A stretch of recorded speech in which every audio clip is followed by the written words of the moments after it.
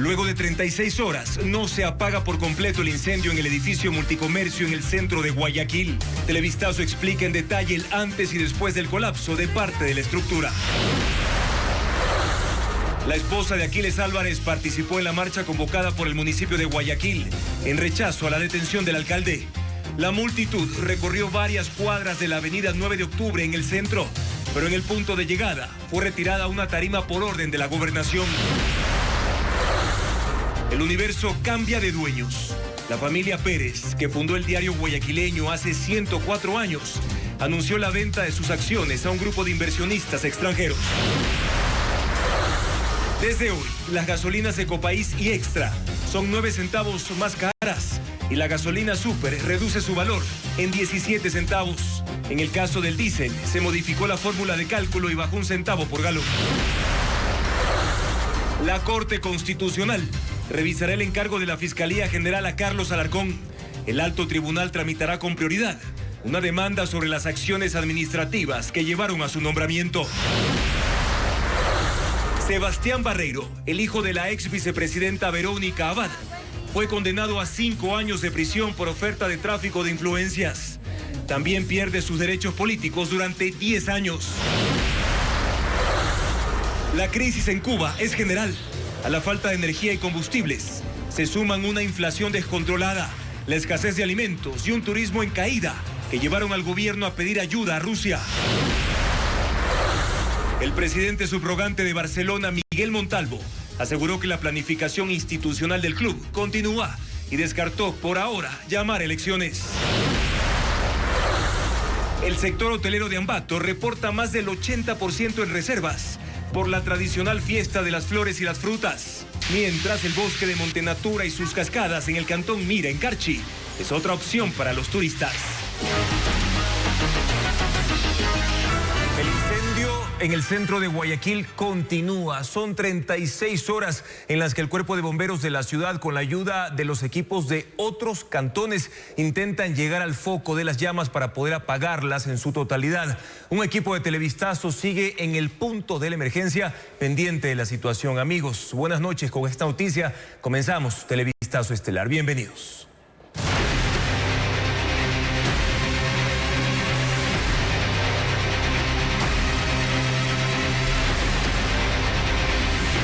Guayaquil, emergencia en la bahía.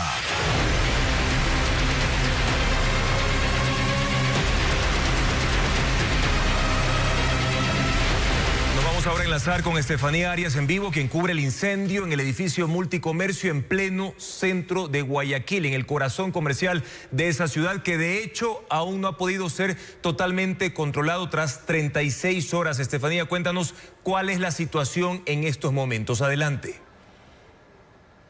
¿Qué tal, Juan Carlos? Amigos, buenas noches. Pues te cuento que el panorama acaba de cambiar de un minuto a otro. Precisamente en este momento el cuerpo de bomberos nos acaba de informar que han logrado controlar ya gran parte del incendio. De hecho, ya no está saliendo humo y en este momento, de hecho, se están moviendo las unidades para precisamente ya reconfirmar que efectivamente ya no hay focos de fuego o de incendio, puntos calientes, como ellos lo dicen, en el interior del edificio. De hecho, en este momento vemos a una unidad aquí al pie sobre la avenida Eloy Alfaro, esto en pleno sector de la bahía de Guayaquil, que está ya prácticamente terminando de echar agua con una manguera desde acá, desde uno de los frentes de este edificio, que tenía, por supuesto, 5 torres y de las cuales ya sabemos 2 de ellas, una colapsó por completo y la otra de forma parcial.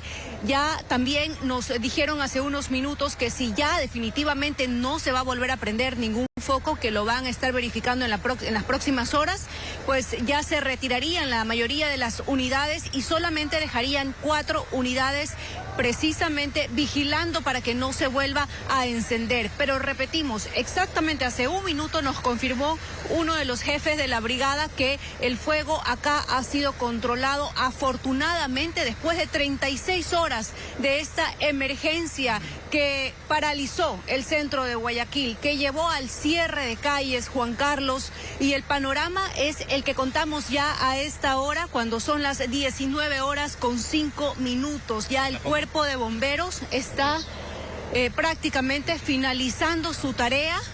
Por lo menos ya los que han estado aquí, que fueron en un inicio más de 400 bomberos y esta mañana que ya eran unos 200 bomberos.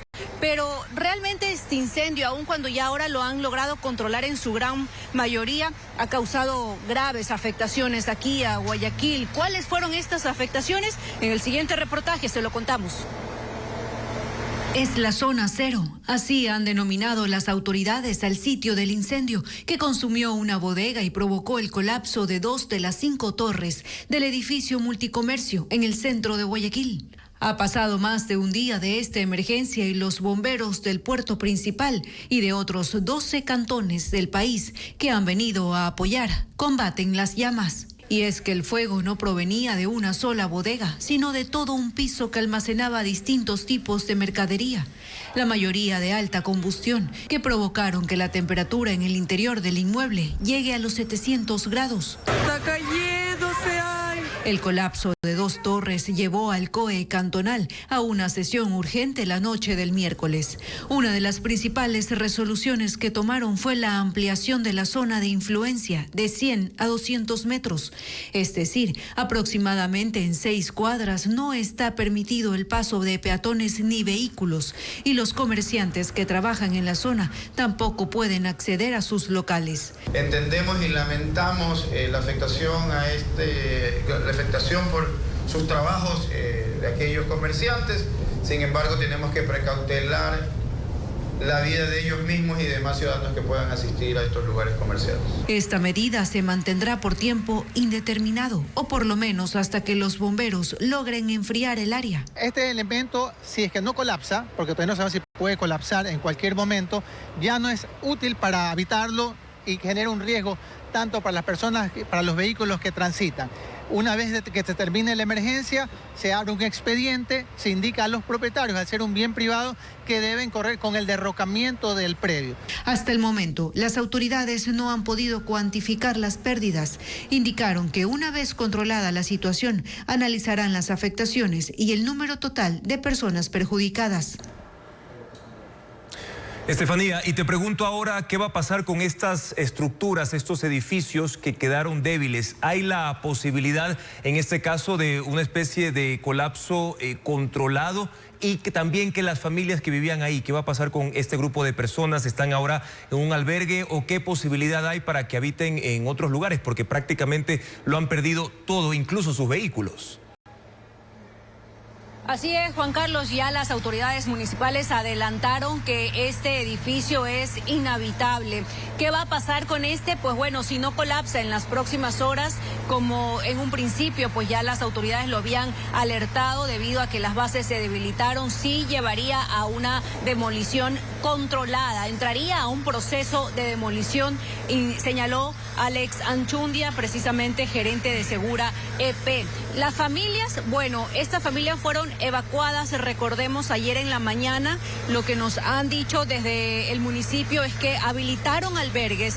Sin embargo, ninguna de estas 100 familias o 120 aproximadamente se han acercado a registrarse o a pedir este albergue, porque al parecer pues ellos están pasando en casas de familiares cercanos. Lo que sí es que esta mañana algunos se acercaron hasta este punto intentando por lo menos ver la posibilidad de sacar uno de sus vehículos. Sin embargo, pues es imposible, por supuesto, ingresar al edificio y pretender mucho menos mover algo de este cuando sus bases están débiles. Juan Carlos, ¿tienes otra pregunta? Sí, nos decías incluso en el reportaje que se aumentó el perímetro de cierre en ese punto, aumentó el número de cuadras también precisamente para evitar una mayor afectación, en este caso mientras duraba el incendio. ¿Qué calles en estos momentos, en ese punto donde te encuentras, Estefanía, en el centro de Guayaquil, están cerradas y qué ha pasado también con los negocios en los alrededores?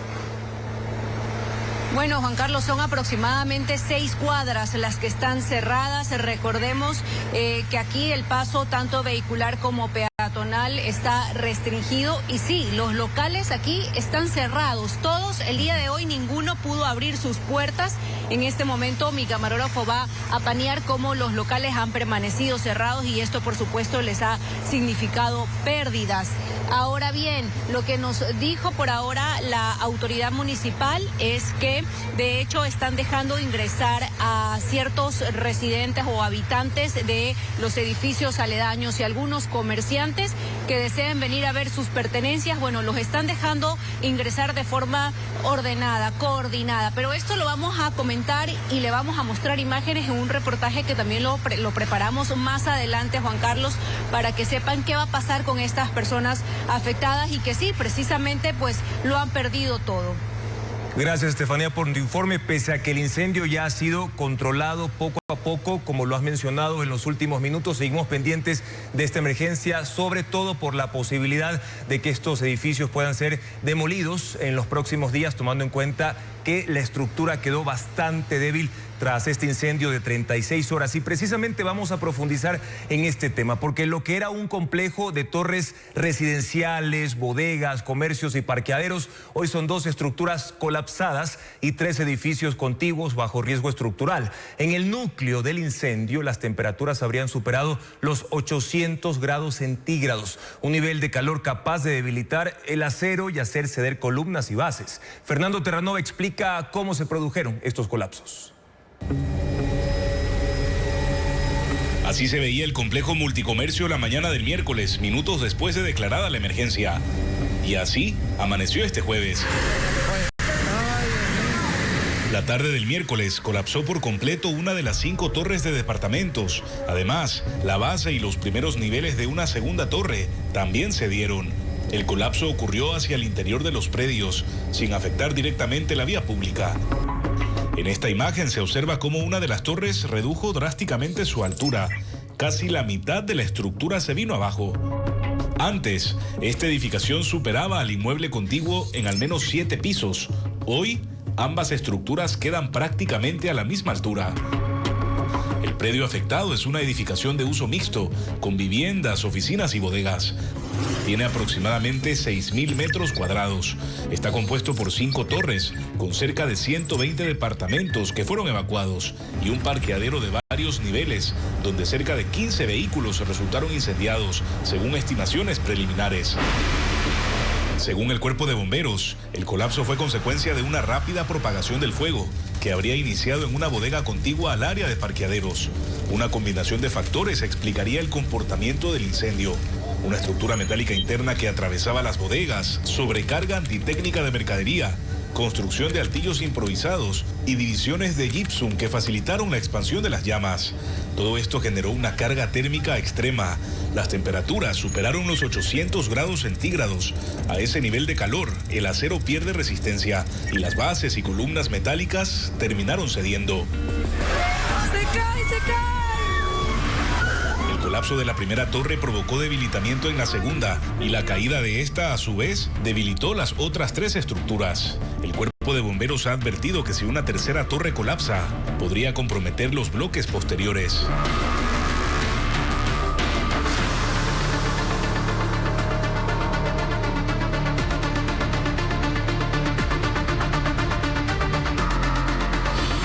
Aquiles Álvarez, cárcel con eco político.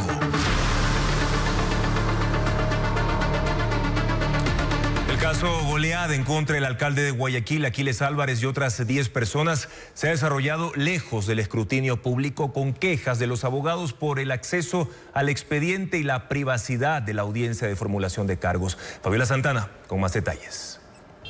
Desde la detención del alcalde Aquiles Álvarez, el hermetismo ha sido la tónica del caso. El operativo fue denominado goleada, aunque no tenía que ver con fútbol, más allá de que los hermanos Álvarez y su primo son dirigentes deportivos. Los abogados denuncian que no pudieron acceder al expediente. Parte de él fue mostrado a 14 horas de las detenciones. Claro, nos dejan en una posición de completa indefensión porque no sabes de qué te vas a defender, no sabes qué arraigos vas a necesitar. También les llama la atención que el juez anticorrupción Jairo García no declaró la reserva del caso, pero no abrió la audiencia al público. El abogado de Álvarez desconfía de su imparcialidad porque tiene una investigación por el caso Fachada y un sumario administrativo en la judicatura. Creo que los jueces de corte provincial pues serán mucho menos presionables que este juez Jairo García, contra quien además hay un expediente disciplinario con fines de destitución. En el sistema de la función judicial aún no consta el acta de audiencia ni documentos previos como la petición de fiscalía y partes policiales. Lo único que se conoce es lo que ha publicado la fiscalía en redes sociales. Asegura haber presentado 20 elementos relacionados a la venta de combustible y empresas de los hermanos Álvarez. En un boletín de prensa sostuvo que, a través de empresas de papel domiciliadas en Panamá, los procesados habrían desviado combustible del segmento naviero nacional e internacional. El perjuicio para el Estado se reflejaría en la reventa de diésel subsidiado a precios del mercado internacional, con un perjuicio estimado de alrededor de $100 millones. Y sin detalles menciona 5 eventos desde 2021, guías de revisión, venta de combustible a embarcaciones internacionales, pagos a un trabajador de la aduana, bienes y eliminación de archivos. Los abogados mencionan que el origen fue la cooperación de otro procesado en el caso AAA, José Ricardo Ceballos Avellán. Para ellos es un doble proceso por el mismo caso. Nadie puede ser juzgado por las mismas causas, es decir, si es que producto de ese tráfico ilícito de combustible, si se llegara a probar, existe un delito residual, tiene que investigarse en la misma causa. Los abogados no tienen el expediente físico, aún buscan obtener copias. Y pese a que el juez, quien dictó prisión preventiva en contra del alcalde Aquiles Álvarez y otros 4 detenidos en el caso Goleada, recomendó la cárcel 4 de Quito, el SNAI, una institución dependiente del Ejecutivo, decidió trasladar a Álvarez a la cárcel de Cotopaxi en La Tacunga y a sus hermanos, junto con otros 2 implicados, a la de Turi en la ciudad de Cuenca. Hernán Higuera con más información. Después de la prolongada audiencia de formulación de cargos contra el alcalde Aquiles Álvarez, sus 2 hermanos y 8 personas más, la policía trasladó a los detenidos al Servicio Nacional de Medicina Legal y Ciencias Forenses. Se les practicaron pruebas de cotejamiento de voz, identidad e imagen a todos los procesados.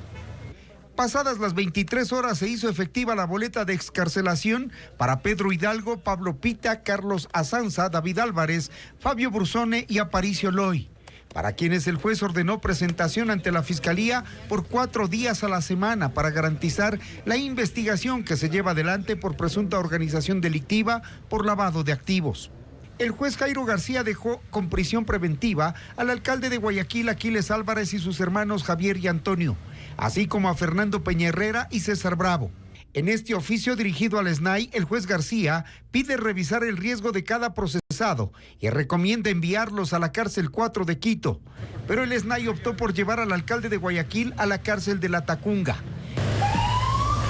Este patrullero, escoltado por 2 vehículos del Estado, tomaron la ruta hacia esa cárcel. Aquiles Álvarez ingresó al centro penitenciario a la 1 de la mañana de este jueves. Sus hermanos Javier y Antonio, junto a los detenidos César Bravo y Patricio Peña Herrera, fueron trasladados a Cuenca. Guardan prisión desde la tarde de este jueves en el Turi. El abogado Ramiro García expresó su temor por la vida del alcalde y sus familiares, que pese a la recomendación del juez, el SNAI decidió ponerlo en una cárcel de alto riesgo. Se está tratando de que cada medida que se tome dentro de este proceso tenga una consecuencia gravosa para los procesados. Y que apelará a la prisión preventiva, dijo García. Un último procesado tiene arresto domiciliario por su edad. El caso Goleada está en etapa de instrucción fiscal sobre un supuesto entramado de lavado de activos que ha corrompido incluso a funcionarios y evadido el control de entidades estatales, según la Fiscalía. Y en otro caso, Sebastián Barreiro, hijo de la ex vicepresidenta de la República, Verónica Abad, fue condenado a 5 años de prisión por el delito de oferta de tráfico de influencias. Su defensa dice que la sentencia es política y la apelará. Sebastián Barreiro, hijo de la ex vicepresidenta de la República, Verónica Abad, fue condenado la tarde de este jueves. Un tribunal anticorrupción lo declaró culpable como autor directo del delito de oferta de tráfico de influencias y lo sentenció a 5 años de prisión. Queda inhabilitado para contratar con el Estado, pierde sus derechos políticos por 10 años, debe pagar una multa de 5.700 $900 y ofrecer disculpas públicas. Según el tribunal, Barreiro, sin ser servidor público, actuaba en la vicepresidencia, participaba en reuniones para seleccionar personal, exigió dinero a cambio de cargos, solicitó garantías mediante letras de cambio y se comprobó que recibió los denominados diezmos. El fallo se dio a conocer vía telemática. Luego, Alberto Montenegro, abogado del hijo de Abad, escribió en sus redes sociales: hay sentencias que no nacen del derecho, sino del clima político que las reclama. La dictada contra Sebastián Barreiro Abad pertenece a esa estirpe incómoda de decisiones donde la condena llega antes que la prueba. La condena en contra de Barreiro es de primera instancia. Aún tiene 2 recursos antes de que se ejecute. Mientras tanto, no irá a prisión. Seguirá con medidas alternativas.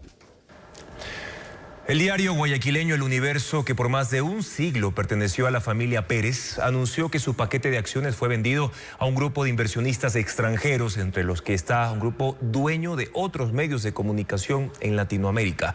Diego Cuenca informa a manos de quién pasará el diario de mayor circulación nacional, fundado ya hace 104 años.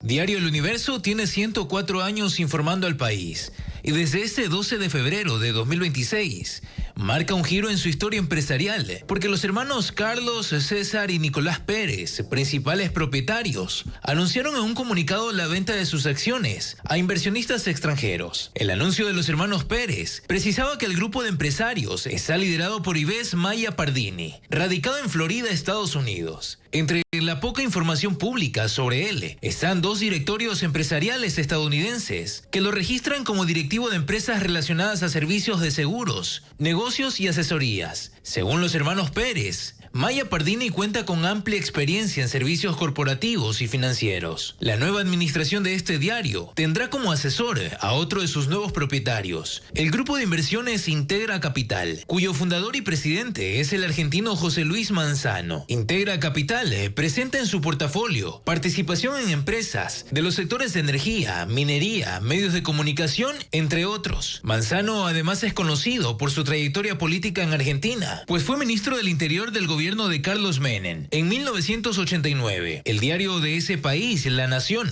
lo identifica como cercano al actual gobierno de Javier Milei. En el rubro de medios, Integra Capital reporta acciones en Grupo América, El Cronista, Telefe, la cadena de radio La Red y otros. La operación de El Universo ahora estará a cargo de Ignacio Jiménez Zapiola, exgerente general de Diario El Comercio de Perú. Con estos cambios, el mayor diario nacional tendrá el reto de sostener su línea editorial apegada a los principios de la libertad y la democracia, que plasmó en los diferentes formatos impresos y digitales. El anuncio no precisó un listado completo de los nuevos accionistas, ni cuál será el porcentaje de participación de cada uno. Los hermanos Pérez culminaron agradeciendo a sus lectores por acompañarlos por más de un siglo. Cuba recibe ayuda humanitaria de México y espera que también Rusia pueda socorrer a la isla ante la peor crisis económica y energética, una situación que no ha hecho más que agravarse desde hace 6 años, ahora con consecuencias extremas por la falta de combustibles, devaluación de la moneda y turismo que está en niveles mínimos. El reporte con Pedro Jiménez. 2 buques de la Armada de México llegaron este jueves a La Habana con 814 toneladas de ayuda humanitaria. Hay alimentos, artículos de higiene personal y otros productos básicos para la población. El gobierno mexicano ha dicho que está comprometido con Cuba y que está previsto un segundo envío más adelante. La economía cubana experimenta un rápido deterioro durante ya 6 años, con inflación descontrolada, escasez de gasolinas y diésel, y una crisis energética que el martes dejó sin luz a más del 60% de la isla en forma simultánea. Pero la situación es más compleja por el bloqueo estadounidense a los envíos de petróleo, especialmente desde Venezuela. El gobierno aplica un plan de contingencia para reducir su dependencia del petróleo importado, pero su producción interna cubre solo el 30% de la demanda. La ayuda mexicana es la primera en llegar y agencias extranjeras de prensa citan a la embajada rusa en La Habana informando que Rusia espera suministrar una cantidad de petróleo y derivados en la forma de ayuda humanitaria, pues el Kremlin denuncia que desde principios del año naves de la Guardia Costera han incautado sus barcos acusándolos de pertenecer a una flota fantasma para evadir las sanciones. Ante el racionamiento de combustibles y la falta de energía eléctrica, hospitales y el transporte funcionan para lo básico. No hay diésel para la operación de los camiones recolectores de basura. La agricultura mantiene cultivos esenciales y el turismo sigue a la baja. Sin combustible para aviones, 4 empresas canadienses y 2 rusas han frenado sus vuelos. El año pasado, casi la mitad de turistas llegó de esos países. Las operaciones aéreas ahora son limitadas en los 9 aeropuertos internacionales que tiene la isla. El gobierno cubano ha dicho estar dispuesto a un diálogo con Estados Unidos, pero sin hacer concesiones sobre la política interna. Ahora, antes de ir a eso.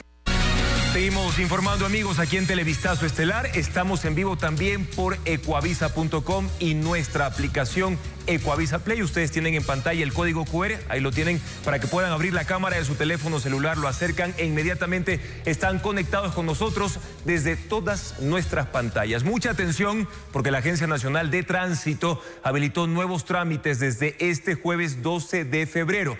La ANT activó ya el sistema para la matriculación de vehículos nuevos en las siguientes ciudades. Vamos a revisar cuáles son estos territorios donde ya se puede realizar este trámite. Riobamba, Ambato, Cuenca y también la ciudad de Loja. Reitero, Riobamba, Ambato, Cuenca y Loja ya se puede realizar la matriculación de los vehículos nuevos. Recordemos que este proceso es parte de la reactivación progresiva de la entidad de tránsito que fue intervenida el pasado 30 de enero de este año. Y hablando de movilidad, el cálculo para determinar el precio del diésel se modificó tras un decreto ejecutivo. Desde hoy cuesta 1 centavo menos el galón. En contraste, las gasolinas extra y Ecopaís serán más caras. Adriana Bermeo presenta los valores en la siguiente nota. Desde este jueves el galón de las gasolinas Extra y Ecopaís es más caro.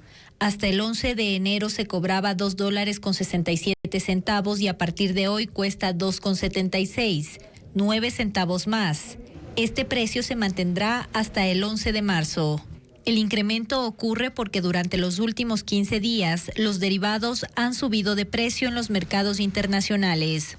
A la par, el presidente Daniel Noboa emitió un decreto que modifica el cálculo del precio del diésel. Se reduce su valor 1 centavo y queda en 2,70 el galón. Con esto se cumple el ofrecimiento del Ejecutivo de disminuir el precio de ese combustible. Es imposible que el ofrecimiento cuadre con el valor futuro del combustible. Es imposible, entonces tuvieron que hacer algunos ajustes.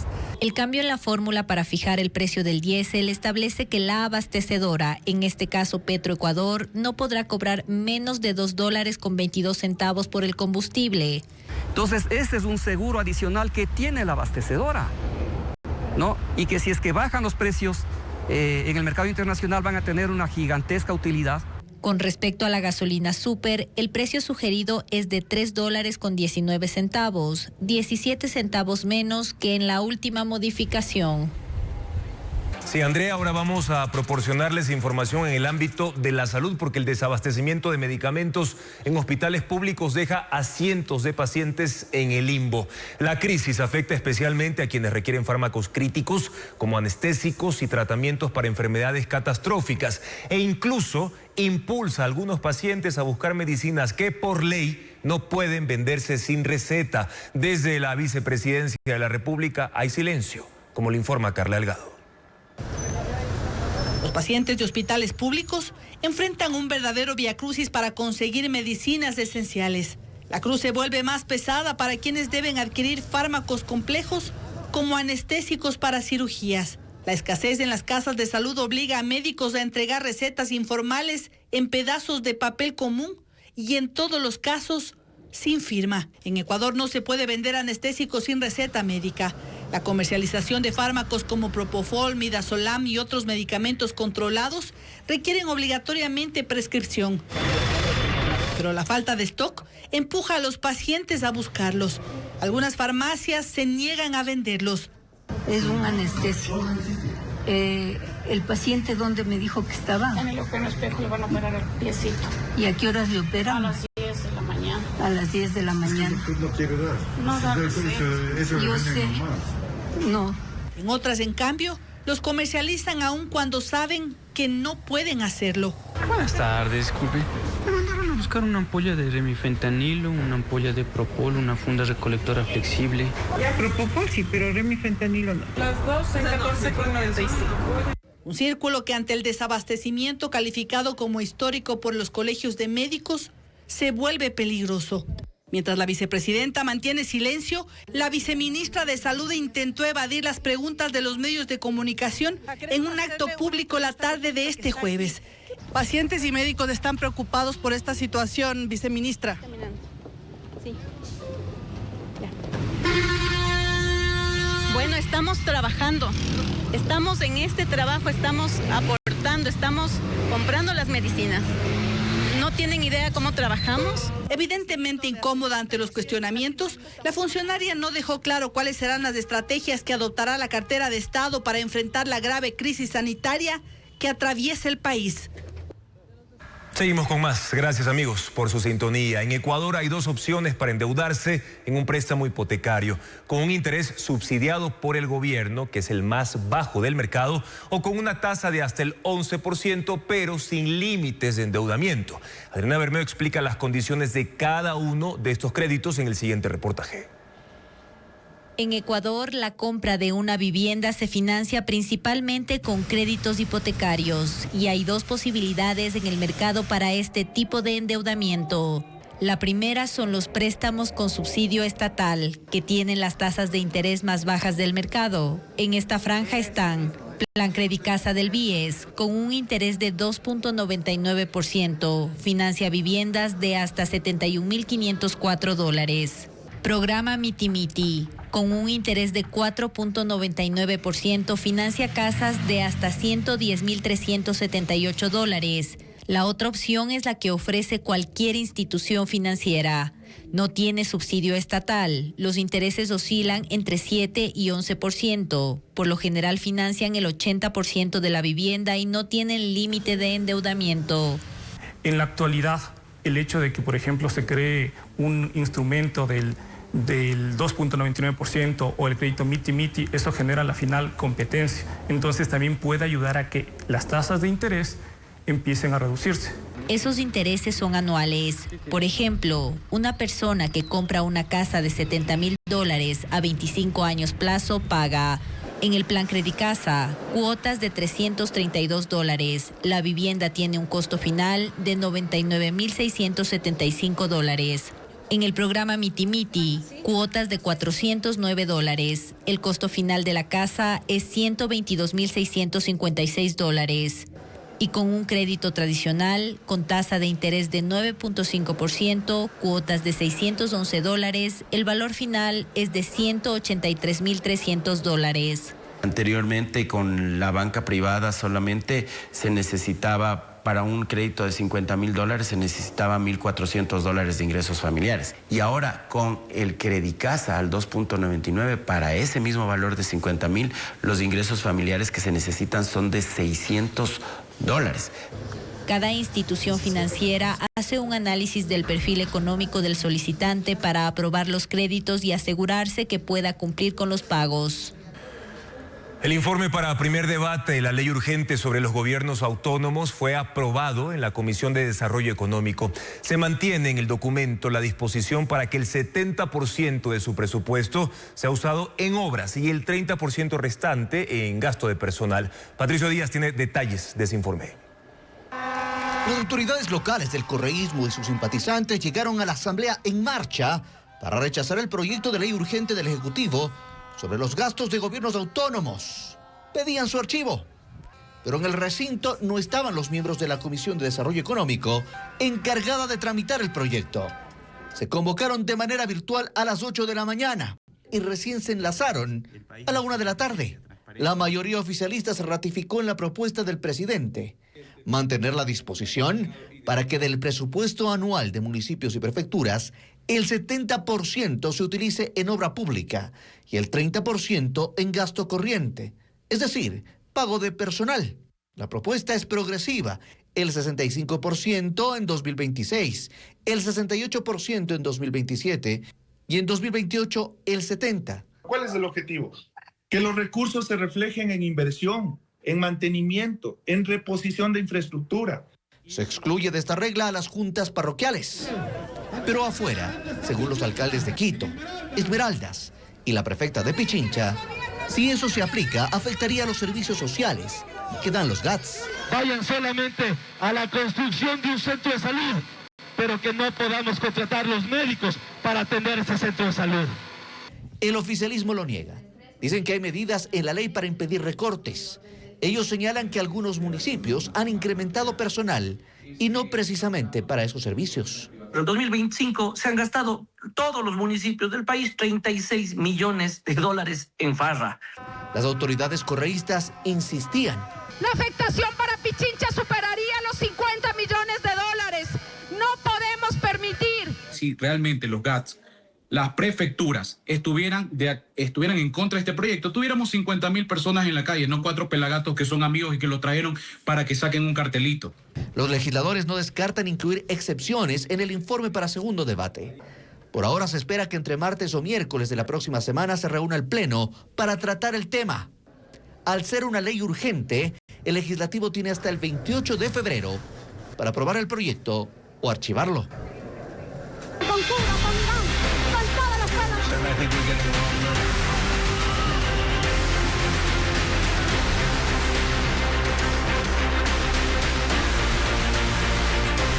Mundo. Estados Unidos anunció el fin de las redadas migratorias en Minnesota.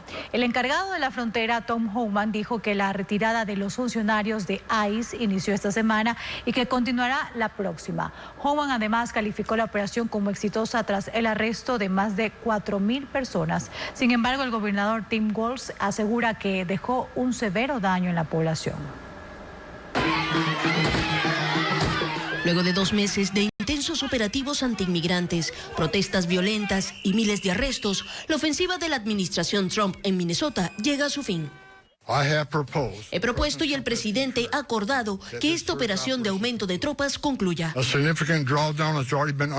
Esta semana ya se ha iniciado una reducción significativa y continuará durante la próxima, dijo el encargado de la frontera, Tom Homan. Él ya había anunciado una retirada de 700 agentes la semana pasada.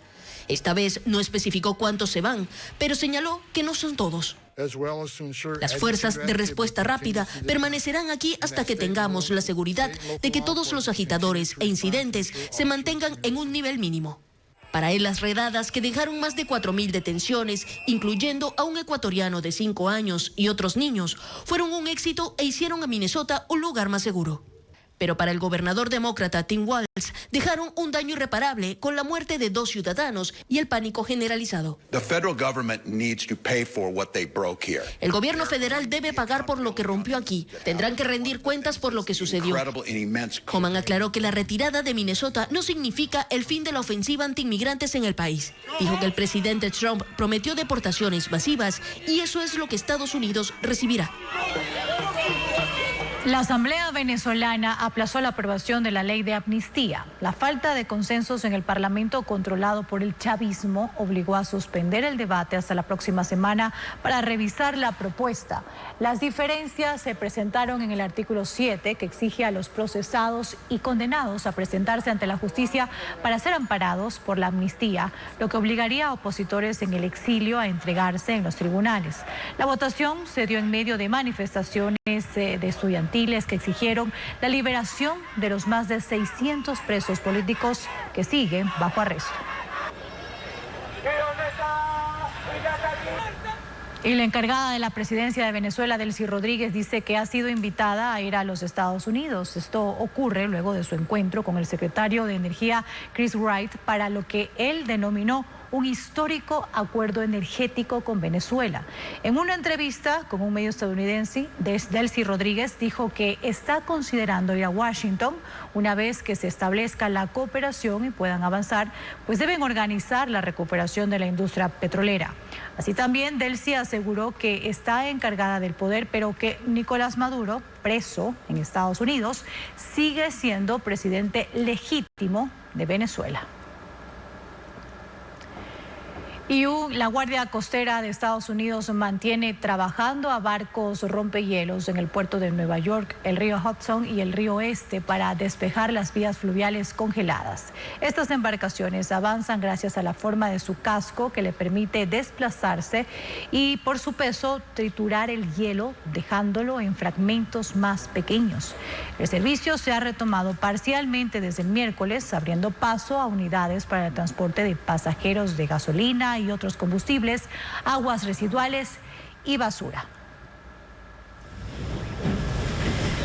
Y un socavón se abrió en una vía de Shanghái, en China. Las imágenes muestran el colapso de la superficie mientras trabajadores que estaban en el área corrían para evitar caer en el enorme agujero. Barricadas, contenedores e incluso un remolque cayeron en el cráter. Según las autoridades, el incidente fue provocado por trabajos del metro subterráneo en la zona. No se reportaron víctimas. Hablemos ahora de tecnología porque en China presentaron a Bolt, el robot capaz de correr a 10 metros por segundo, superando a la mayoría de corredores humanos. Además, desarrollaron un robot tenista con inteligencia artificial equipado con cámaras, ruedas y red integrada que lanza y devuelve pelotas contra una persona. Veamos. En China presentaron a Bolt, un robot capaz de correr a 10 metros por segundo, superando a la mayoría de los corredores humanos. Mide 1,75 metros y pesa 75 kilogramos. Su nombre rinde homenaje al velocista jamaiquino Usain Bolt, conocido como el Rayo, el hombre más rápido de la historia. El robot fue puesto a prueba frente a una persona en cintas de correr. Aunque sus pasos eran más cortos, logró desplazarse a mayor velocidad, demostrando una sorprendente eficiencia en su mecánica de movimiento. Por otro lado, un robot tenista está revolucionando la forma de practicar este deporte. Equipado con inteligencia artificial, cámaras, ruedas y una red integrada, es capaz de lanzar y devolver pelotas al enfrentarse a un jugador humano. Tras enviar la pelota, la máquina utiliza cámaras binoculares 4K y un sistema de toma de decisiones con IA para analizar la devolución.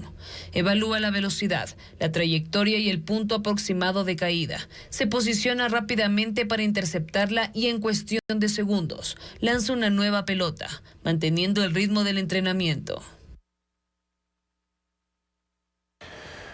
En medio de la grave crisis judicial que vive el país, la Corte Nacional de Justicia tendrá un consejo consultivo conformado por sus expresidentes y también los de la antigua Corte Suprema.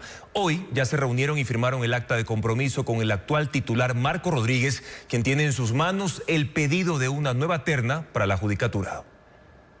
La mañana de este jueves se reunieron 8 expresidentes de la Corte Nacional de Justicia y de la Corte Suprema, que conformarán el Consejo Consultivo por petición del actual titular Marco Rodríguez. Estuvieron Armando Bermeo Castillo, Paulina Aguirre, Gustavo Medina, Iván Saquicela y José Swing.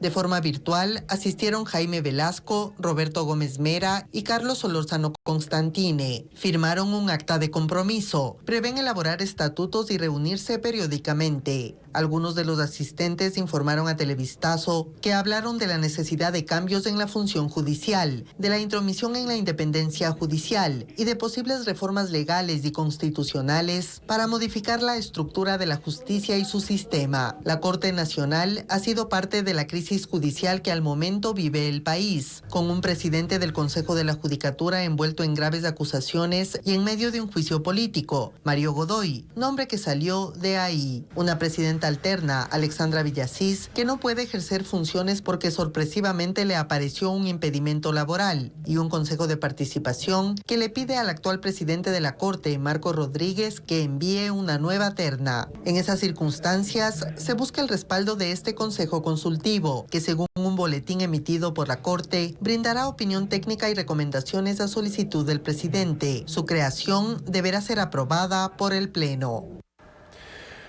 El encargo de la Fiscalía General del Estado a Carlos Alarcón será revisado por la Corte Constitucional. El Tribunal de Admisión pidió al Pleno que considere el tratamiento prioritario de la causa presentada en contra del documento de la Procuraduría General del Estado que dio paso a ese encargo. Informa Jacqueline Rodas. El nombramiento del fiscal general encargado Carlos Alarcón será revisado por la Corte Constitucional. El funcionario fue designado sin concurso de por medio la noche del 3 de octubre del año pasado, en una sesión del Pleno del Consejo de la Judicatura dirigida por Mario Godoy. Es necesario contar con un perfil con el que mantiene el actual y el referido profesional. Se esperaba que el encargo recaiga en un fiscal de alto nivel, de categoría 3, pero la Judicatura decidió escoger el nombre de Carlos Alarcón de una lista de 26 funcionarios, aplicando otros requisitos. El procedimiento fue posible gracias a un oficio enviado por el Procurador General del Estado, que se usó para habilitar el nombramiento de Alarcón. Ese documento fue impugnado y ahora será analizado por la Corte Constitucional. El tribunal, conformado por los magistrados Carla Andrade, Jorge Benavides y Joel Escudero, decidió admitir a trámite la acción de inconstitucionalidad presentada por Andrés Quispe y pedir al Pleno que se salte el orden cronológico para dar tratamiento prioritario a esta causa. Los jueces consideran que es urgente porque puede ocasionar vulneraciones de derechos y daños irreversibles y tiene trascendencia nacional. Si la Corte prioriza la causa, el juez ponente elaborará el proyecto de sentencia para votación del Pleno. La decisión podría echar abajo el nombramiento de Alarcón y sentar un precedente para el caso de ausencia definitiva de un fiscal titular y su subrogante, como ocurrió con Diana Salazar y Wilson Toainga.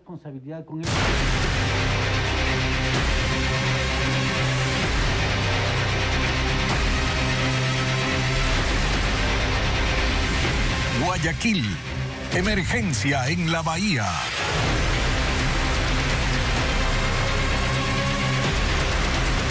Nos volvemos a enlazar con Estefanía Arias, quien continúa en el punto donde un incendio que se extendió por 36 horas terminó por destruir 2 edificaciones del centro de Guayaquil. La emergencia ya fue controlada cerca de las 7 de la noche de hoy. Estefanía, cuéntanos si ya se reanudó el tránsito en los alrededores.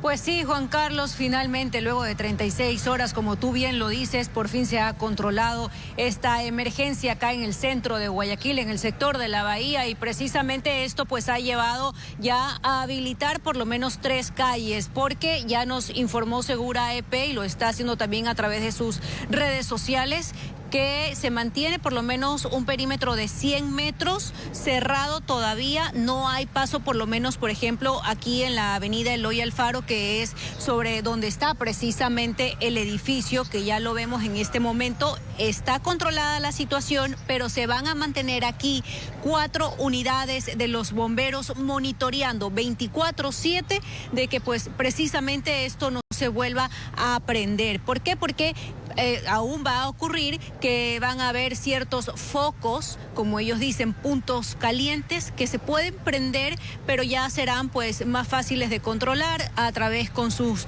mangueras de agua, poder apagarlos. Por eso estas 4 unidades se van a mantener aquí, pero además porque aun cuando la emergencia ha sido controlada, el edificio todavía está en alerta de posible colapso, y si este colapso no se da, es un riesgo latente para las personas que viven o trabajan aquí, pues el edificio va a ser demolido. Por eso es que está prohibido el paso, no hay paso por la avenida Eloy Alfaro, ni tampoco por las calles Febres Cordero, ni tampoco por Brasil. Estas calles se van a mantener cerradas, el resto, como la avenida Chile, por ejemplo, ya está abierta al tránsito vehicular, Juan Carlos. De todas formas, les pedimos, Estefanía, a las personas que viven en los alrededores o que tienen que ir a sus trabajos a través del centro, de ese punto donde te encuentras, que lo hagan con muchísimo cuidado, por favor, y siempre respetando estos cierres que continúan todavía. Ahora, Estefanía, ¿se conoce qué va a pasar con los vehículos de las personas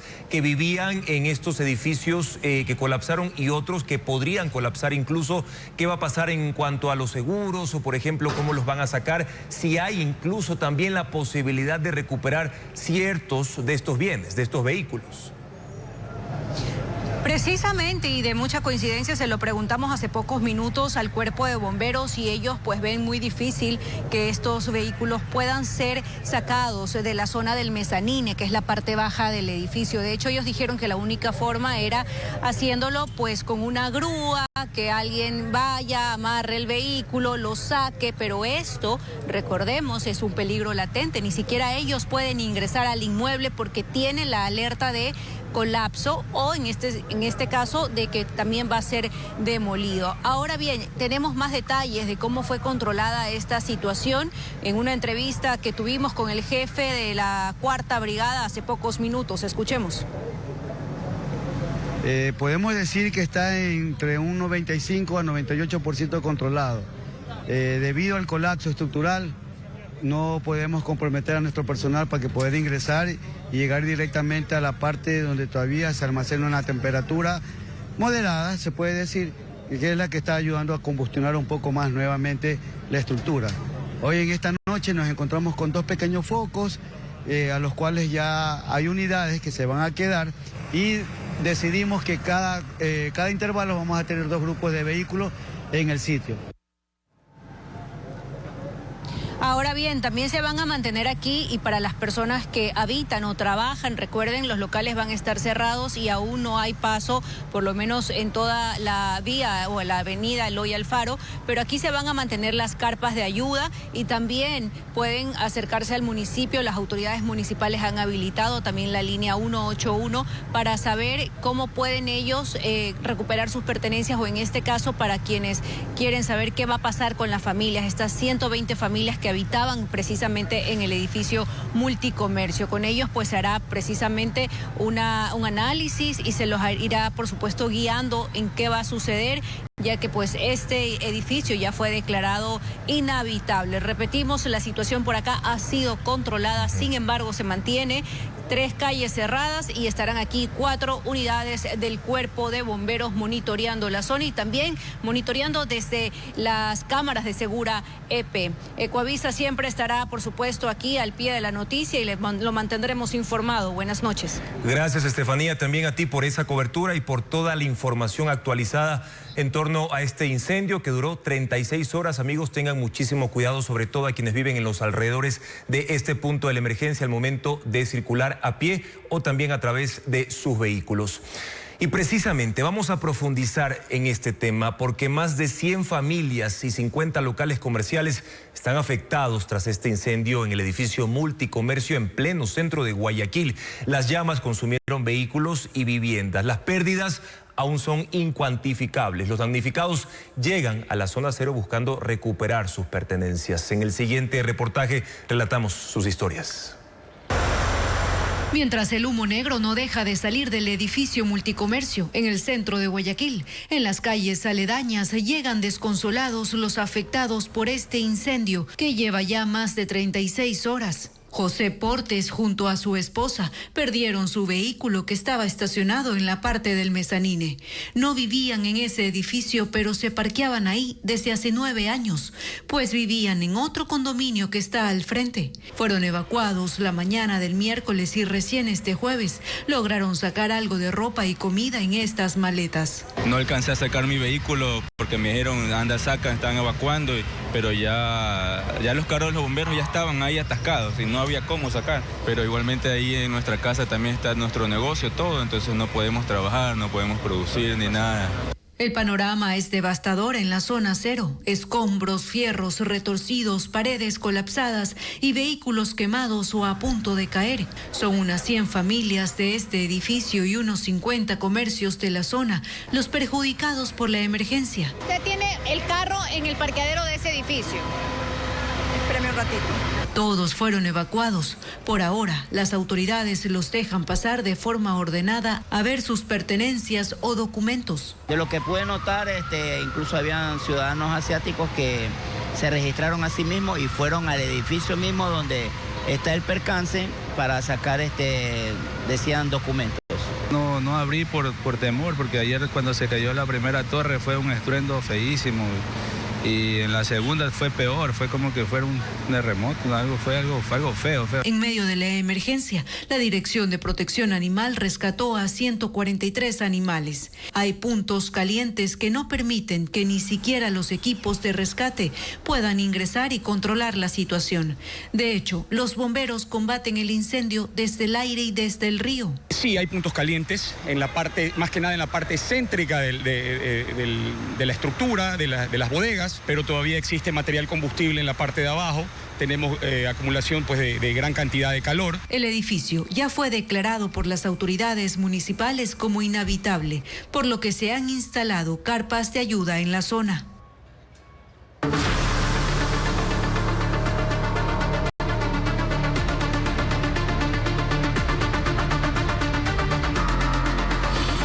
Aquiles Álvarez, cárcel con eco político.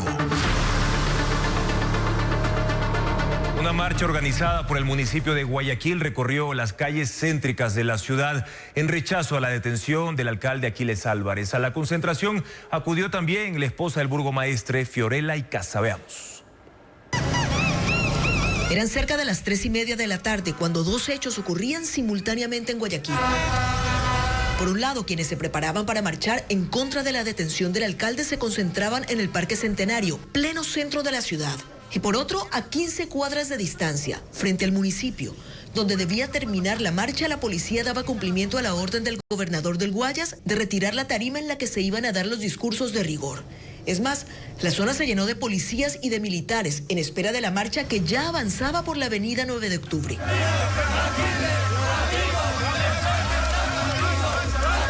A la marcha llegó gente en buses, con camisetas a juego y con consignas que defendían al alcalde y atacaban al gobierno. Encabezó el recorrido la alcaldesa subrogante de la ciudad, Tatiana Coronel, quien no llegó sola. La acompañaron varios concejales, asambleístas de la Revolución Ciudadana y también la esposa de Aquiles Álvarez. Pese al despliegue policial y militar, fue un recorrido sin contratiempos, que llegó sin ninguna resistencia hasta el punto previsto. Ya no había tarima, así que improvisaron una camioneta y dos parlantes para que los discursos no se quedaran sin pronunciar. Esta vicealcaldesa hoy, alcaldesa subrogante, le da todo el apoyo y toda su lealtad al legítimo alcalde de Guayaquil, Aquiles, porque se ha atrevido a señalar los actos de corrupción y sobre todo porque ha defendido esta ciudad y no se ha doblegado y no se ha arrodillado ante nadie. El micrófono se le entregó entonces a la esposa del alcalde. No soy una persona que se le hace fácil hablar en público, no soy política, como lo dije el otro día en un video, y realmente si yo estoy aquí es por el amor infinito y eterno que siento por mi esposo. No es posible que el poder se use para perseguir. No hay que silenciar, no hay que sentir miedo y mucho menos arrodillarse ante el abuso. No hay. Tras los discursos, la marcha terminó y los manifestantes poco a poco empezaron a dispersarse. Ya fue a finales de la tarde cuando la normalidad regresó al centro de Guayaquil. Un informe del Servicio Nacional para Atender a las Personas Privadas de la Libertad, el SNAI, reveló que el alcalde de Guayaquil se quitó el grillete electrónico 33 veces. Diego Cuenca describe cuáles son las otras alertas que generó el dispositivo, que evidencia de hecho la vulnerabilidad de ese sistema para controlar a las personas procesadas por delitos. Lo detectado el martes cuando el alcalde de Guayaquil fue detenido no era la primera vez que él estaba sin grillete electrónico. Un informe del Servicio Nacional para Atender a las Personas Privadas de la Libertad de SNAI afirma que el dispositivo que tenía Aquiles Álvarez generó 2.769 alertas desde julio del año pasado, cuando se lo colocaron como medida cautelar dentro del caso AAA. El sistema de vigilancia electrónica que funciona desde el ECU 911 detectó que Álvarez 33 veces se quitó el grillete, aunque no precisa si eso ocurrió por alguna manipulación indebida del procesado. En 1.515 ocasiones, el dispositivo quedó fuera de servicio porque perdió señal y solo el 37% de las veces recuperó la conexión con el sistema de comunicaciones estaciones móviles. Además, el monitoreo detectó que el alcalde de Guayaquil 128 veces se salió de la zona umbral, de donde está permitido movilizarse. Y en 5 ocasiones el sistema alertó que Álvarez salió ilegalmente de los límites territoriales que dispuso el juez. De todas estas alertas ocurridas durante 7 meses de uso de grillete, recién se conoce tras el arresto del martes. Y recién ahora tiene una repercusión en lo jurídico. Se pidió una audiencia para revisar la medida cautelar por su incumplimiento. El SNAI, en un comunicado, aclaró que legalmente los dispositivos de vigilancia electrónica pueden ser retirados por su personal técnico, siempre que exista una disposición de la autoridad judicial.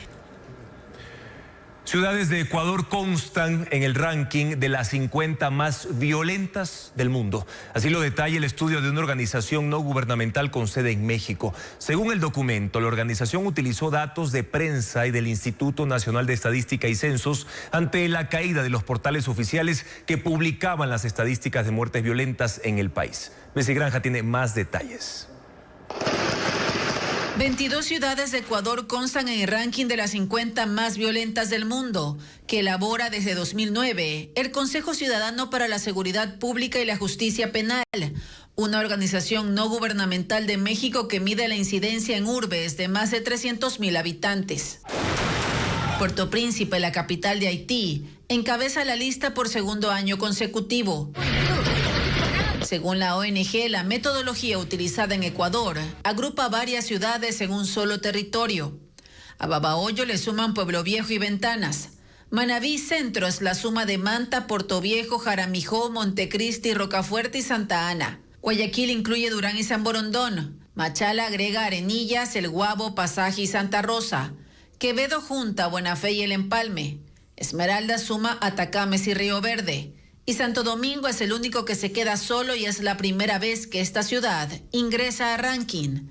El organismo defiende este método, pero los críticos señalan que el cálculo se aplica de forma desigual. Según el informe, la presencia de Ecuador en el top 10 de las 50 ciudades más violentas da una idea de la crisis, en gran medida importada porque los grupos criminales locales que se enfrentan responden a las facciones que desde hace varios años disputan el poder en México. Este país sigue siendo el que tiene mayor presencia en el ranking, 17 ciudades mexicanas. Colombia aporta 8 ciudades y Brasil por su parte coloca 6 urbes. El informe señala que en enero de 2026 no tuvieron acceso a los sitios web oficiales del gobierno ecuatoriano, donde se publican las cifras de homicidios. Utilizaron publicaciones de prensa que recopilaron bases completas de homicidios por cantón. Las proyecciones de población se tomaron del Instituto Nacional de Estadística y Censos INEC. La comunidad de Playa Prieta en Portoviejo es hoy el epicentro de una operación militar que cubre 23 kilómetros cuadrados. En ese territorio han hallado armas y explosivos ocultos en caletas bajo tierra que, según las autoridades, no tiene precedente en Manabí. La fachada pasaba desapercibida. Humildes casas de campo que escondían bajo tierra y entre parcelas el mayor arsenal decomisado en toda la historia de Manabí. Se trata de la comunidad Playa Prieta en la parroquia Río Chico de Portoviejo, una zona rural de menos de 1,000 habitantes donde los militares cumplen ya 6 días de operaciones. Esta área tiene aproximadamente 23 kilómetros cuadrados. En toda esta área está desplegado nuestro personal dando la seguridad. Se movilizan fuertemente armados y equipados. Utilizan drones con sistema infrarrojo para visión nocturna, detectores de metales y retroexcavadoras que facilitan el acceso a las cisternas plásticas enterradas y la apertura de caminos. También emplean caballos para desplazarse por la montaña y canes adiestrados que agilizan la localización de las caletas. Esta vivienda en la colina fue la primera en ser allanada tras los informes de inteligencia. Allí había 4 caletas bajo tierra donde se encontraron 10,000 municiones y un centenar de armas. Según los militares, se trata de un inmueble estratégico situado a menos de 3 kilómetros del poblado y a unos 7 kilómetros de la cárcel El Rodeo. Probablemente es un observatorio también para mantener cierta organización dominante hacia el sur Otro hallazgo bajo tierra fue el de 45 granadas, una carga de demolición, material explosivo de alta letalidad. En medio de un platanal y árboles de limón, lo que parecía un corral de cerdos ocultaba 5.000 explosivos de gel. Más utilizan para lo que son los grupos organizados delictivos, amedrentar a lo que es la población. Adicional, esto es esencial para lo que se utiliza para la minería ilegal. Este miércoles, la evidencia fue detonada de forma controlada en 2 grandes huecos excavados en la tierra. Varias viviendas de la parte alta han sido abandonadas. No hay campesinos cuidando los cultivos de cacao, yuca y cítricos que ya dan fruto en el sector. Por ahora, quienes recorren la zona son los militares, que continúan con las excavaciones. Manabí despertó con una masacre que deja 7 víctimas dentro de una vivienda, mientras que en Pichincha fue capturado alias Chucky, objetivo de alto valor de la banda Los Choneros. Merlin Ochoa con más datos. Antes de las 8 de la mañana de este jueves, se activó la alerta por una nueva masacre en el cantón Santa Ana, Manabí. 7 personas fueron baleadas dentro de una vivienda, 6 murieron en el sitio y una 7ª fue trasladada de urgencia a un hospital de Portoviejo. Según los moradores, varios sujetos armados llegaron al inmueble en 2 vehículos y dispararon. Los cuerpos quedaron tendidos en la sala de la casa. Entre las víctimas se encontraban 3 hermanos. Con este violento suceso, la provincia suma 115 crímenes en menos de 2 meses. En el cantón Rumiñahui, provincia de Pichincha, fue capturado Julio R., alias Chucky, considerado objetivo de alto valor e integrante de la banda criminal Los Choneros. El operativo fue ejecutado por el bloque de seguridad. Alias Chucky, sentenciado a 34 años de prisión por el asesinato de un policía en Sucumbíos y prófugo desde 2024, manejaba el control de rutas del narcotráfico que conectan la Amazonía con la costa y era aliado de alias Fito.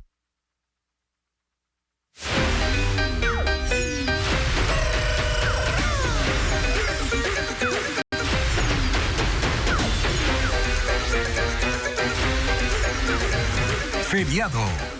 Llegando está el carnaval.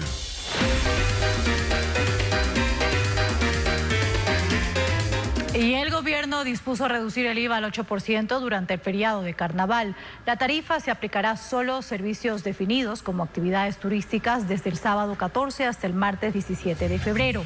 Además, el Ejecutivo ordenó al Servicio de Rentas Internas ejecutar todas las acciones necesarias conforme a la normativa vigente para viabilizar la medida. La decisión emitida mediante decreto tiene como objetivo dinamizar y contribuir con la reactivación económica del sector. Y febrero activa otro ritmo en Ambato. La ciudad entra en los días previos a la fiesta de la fruta y de las flores, que este año cumple 75 años y concentra la atención del sector turístico y comercial. Hoteles, mercados y espacios públicos ajustan su dinámica ante la llegada de cientos de visitantes y una agenda que marca uno de los momentos más importantes del calendario local. Este febrero no es un mes cualquiera en Ambato. Hoteles, mercados y espacios públicos se preparan para la celebración más grande del año. La fiesta de la fruta y de las flores cumple 75 años. Son sus bodas de diamante. Y para la ciudad, este aniversario también se proyecta como una oportunidad para dinamizar la economía local. A pocos días del inicio de las comparsas, el sector hotelero ya reporta más de un 80% de reservas. Para captar a quienes aún no definen su visita, varios establecimientos han preparado paquetes con descuentos dirigidos a familias y grupos de amigos. Para la tercera noche les estamos dando una tarifa súper especial, que es aproximadamente de un 30% de descuento para que los clientes, los huéspedes, pues tengan como un valor agregado de darles un descuento y que puedan quedarse las 3 noches como años atrás lo hacían. Los principales desfiles serán el 15 y 16 de febrero. Pero Ambato también se recorre con el paladar. En mercados y plazas las comerciantes ya se alistan para la conocida ruta de los sabores, donde platos tradicionales como el yapingacho se combina con el jugo de frutas. El pan ocupa un lugar especial en esta celebración, horneado en piedra y con leña de eucalipto, conserva un aroma ahumado que lo convierte en uno de los sellos más reconocibles de la gastronomía ambateña. A las fiestas de la fruta y de las flores significa a nosotros un trabajo más fuertecito porque se hace más cantidad de pan y se tiene más turistas, más gente viene a vernos y aquí estamos, hija, para servirle a todo mundo que venga.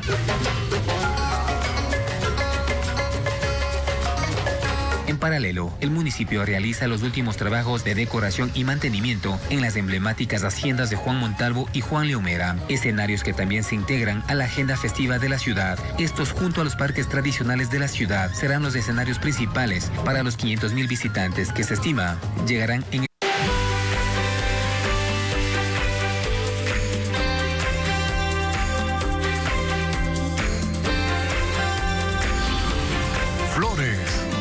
Embajadoras de calidad.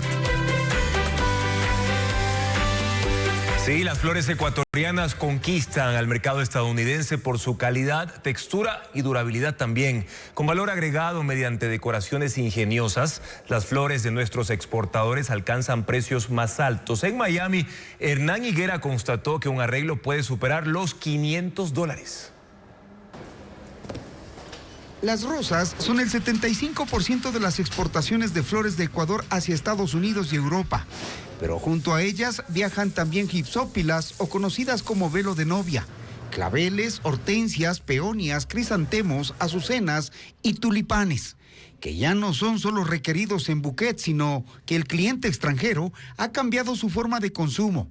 No solo mira colores y tipos de flor, ahora busca que perduren y tengan valor agregado. Que no es un ramo de flores sencillo, 12 rosas, y ahora ya no quieren eso en un florero, sino adicionalmente un pic o un símbolo que diga amor. Hay floristerías como Alejandría, en pleno centro de la ciudad, que atienden la necesidad del consumidor exigente, que busca la rosa de Ecuador no solo por sus cualidades innatas de color y textura, sino porque con ellas se pueden hacer arreglos de muy alto valor.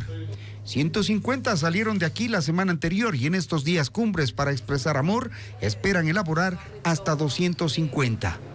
Escuche los precios. Desde un pequeño bouquet con 7 rosas rojas por $55, hasta si quieres un super bouquet de 150 rosas, entonces ya hablamos de $800, $700, 800, depende. Y es que el valor agregado junto a la creatividad de las diseñadoras y la docilidad de la flor ecuatoriana permite, por ejemplo, a Paula darle hasta un toque artístico al armonioso control del color en un ramo con técnicas que mezclan equilibrio visual para transmitir atracción, emociones y sentimientos. Las rosas son más fáciles de manejar y también usamos otras flores como el amaranthus que hacen que tenga como un movimiento a las flores. Aquí también trabajan con flores de Holanda, pero las de Ecuador son especiales y quién mejor que ellas para decirlo.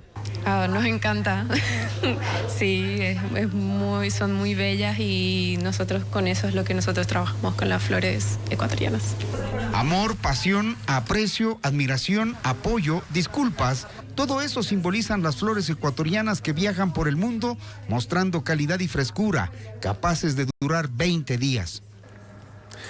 El convento de Santo Domingo en Quito presenta Amor y Muerte, una experiencia única para San Valentín. Secretos, tragedias y pasiones del Quito colonial cobrarán vida en un recorrido a la luz de las velas. La frase, ¿qué será mi luz? ¿Qué será mi guía?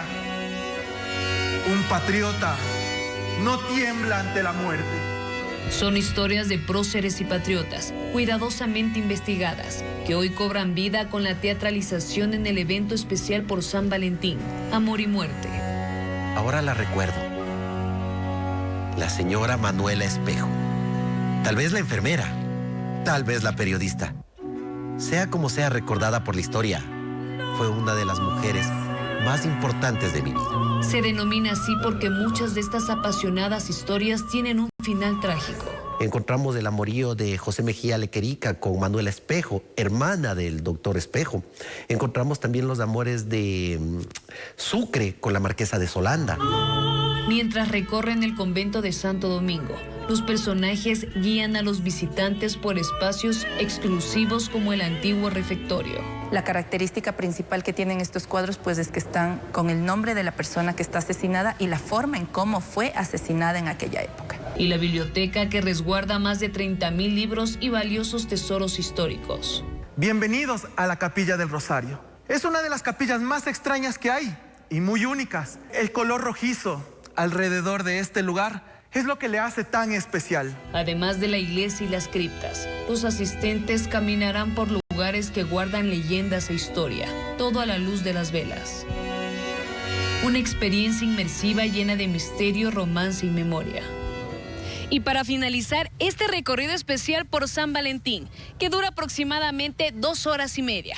El público podrá subir hasta las cúpulas del convento de Santo Domingo y degustar de chocolates y quesos. Habrá seguridad privada y estacionamientos cercanos al convento de Santo Domingo en el centro histórico de Quito, este 14 de febrero a las 18:30.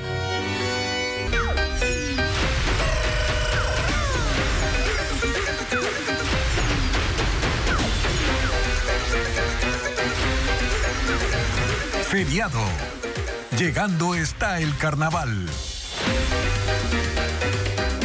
La provincia de Los Ríos se alista para vivir el carnaval con una amplia agenda festiva. Odette Camacho se trasladó al Cantón Montalvo y nos cuenta cómo se va a desarrollar el feriado en la provincia fluminense. Veamos. Los Ríos entra en cuenta regresiva para el carnaval. A pocos días del feriado, municipios y comunidades activan sus agendas con la expectativa de recibir visitantes y aprovechar este largo feriado de 4 días como un impulso para la economía local.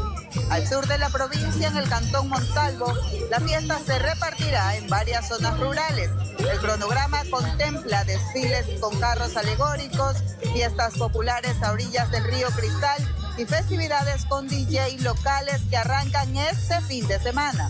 Una programación que además se extenderá hasta el 22 de febrero. La gastronomía también juega un papel clave para las personas que llegan hasta esta zona. Señor alcalde, bienvenido. Cuéntenos, ¿qué tiene que ofrecer Montalvo en el ámbito gastronómico?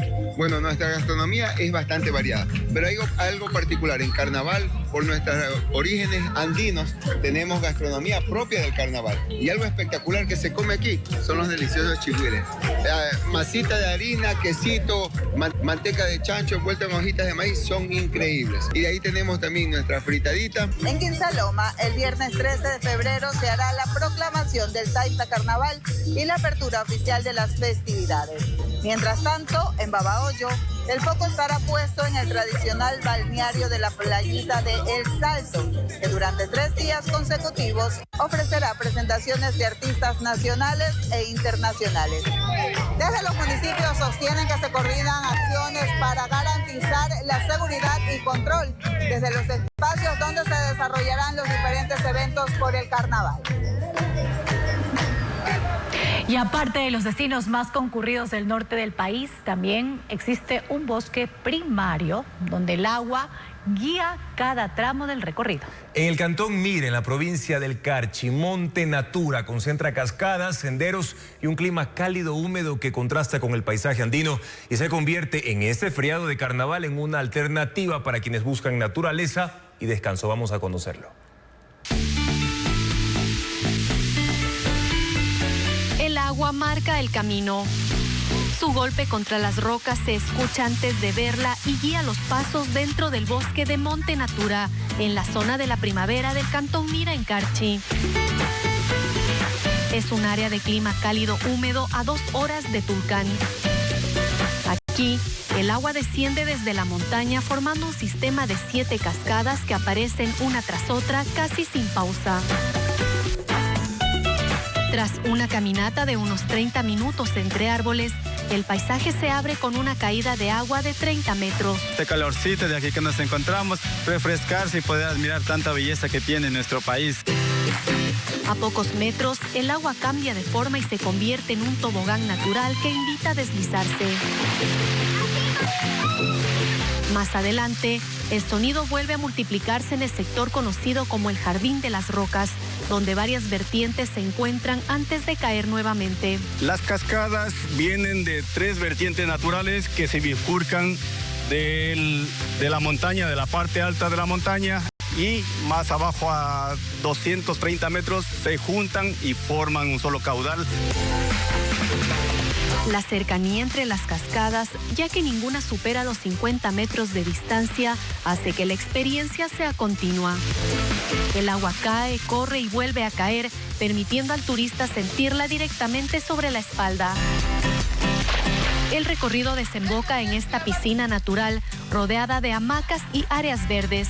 Los visitantes aprovechan este espacio para descansar, compartir y dejar que la música bomba acompañe el cierre de este circuito turístico. Para desestresarse, para venir a botar las malas energías, porque todo lo que tenemos aquí, lo que nos presenta la hermosa naturaleza de nuestro Carchi, está súper espectacular.